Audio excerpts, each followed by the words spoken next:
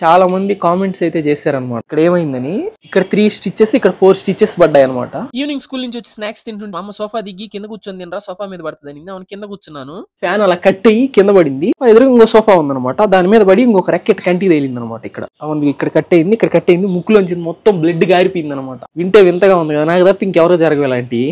పడినప్పటి నుంచి కంటికి వరకే సైట్ వచ్చింది అనమాట. ఎలా ఉంటుందో టెస్ట్ చేయడానికి 0 పవర్ లెన్స్ అయితే తీసుకొచ్చాను. ఇది నాకు ఎలా ఉందో ఖచ్చితంగా కామెంట్ చేయండి. బాగుందనంటే మాత్రం దీన్ని ఇలాగే కంటిన్యూ చేస్తాను. వీడియో షూట్ చేస్తా ఉంటే సబ్స్క్రైబర్స్ అయితే వచ్చారు, వాళ్ళ రియాక్షన్ చూద్దాం రండి.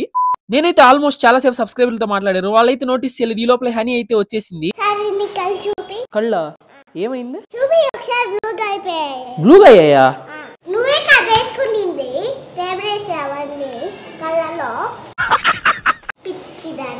సబ్స్క్రైబర్స్ ముందర ఎత్తుకున్నాను, వెళ్ళేటప్పుడు దింపుతుంటే మేడం గారు బ్లాక్ మెయిల్ చూడండి. లైక్ అండ్ సబ్స్క్రైబ్ చేసుకో. ఉంటా బాయ్.